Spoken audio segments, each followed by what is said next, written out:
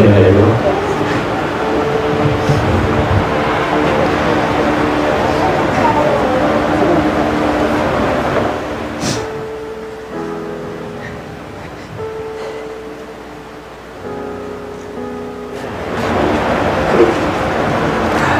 It's very hard.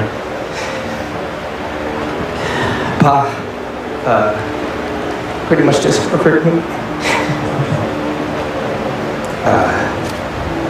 First time I was in Das Entertainment, sinasamahan ko yung mga kapatid ko dun, si Kuya Robert Ortega and Isabel. And bigla akong hinatak ni Kuya Nino Mula.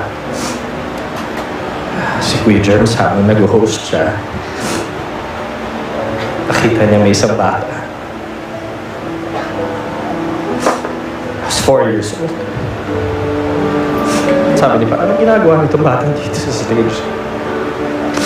Then all of a sudden he asked, what's your name? I said my name. Do you sing? Yes. Do you dance? Yes. Give us a sample. Ang unang tanong ko sa kanya is why? So that everyone could see your talent. I said, where? Sabi niya, here. So I sang Born in the USA. And yun ang unang sinabi niya sa lahat na, tanggap na itong batang to. Pasok na to sa lahat sa bigay. From that day, until I was 12 years old,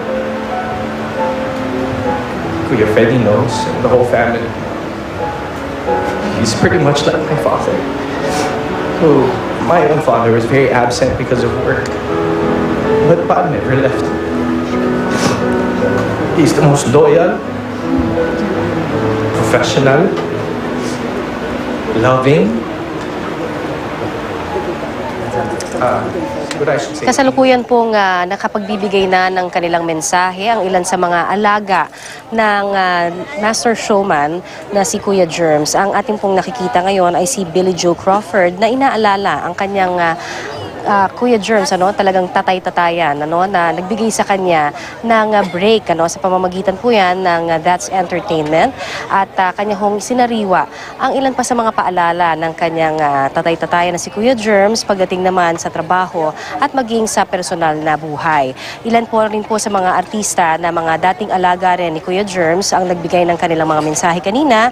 Andyan po si Representative Lani Mercado, Jackie Lu Blanco at Jake Vargas na talaga namang naging emosyonal, dahil alam naman nating lahat, at kanila hong paulit-ulit na binabanggit sa kanilang mga interviews, kaliwat kanan yan, ito pong pagpanaw nga ni Kuya Germs ang kanilang mamimiss na mga kaugalian ng kanilang tatay-tatayan. Kaya naman mga kapuso, talagang ganun na lamang karami ang mga naririto ngayon na kanyang mga dating alaga, mga nakakatrabaho pa rin na bago siya na mayapa, at maging sa larangan po ng politika ay naririto pa rin ang marami sa ilan sa kanila at nagbibigay ng kanilang last respects sa master showman. Samantala mga kapuso, kung nais pa rin po ninyo na makita ang kabuuang detalye naman nito pong nagaganap ngayon na huling mga mensahe. Dito naman po ay maaari ho kayong magpunta sa www.gmanews.tv at i-click lamang po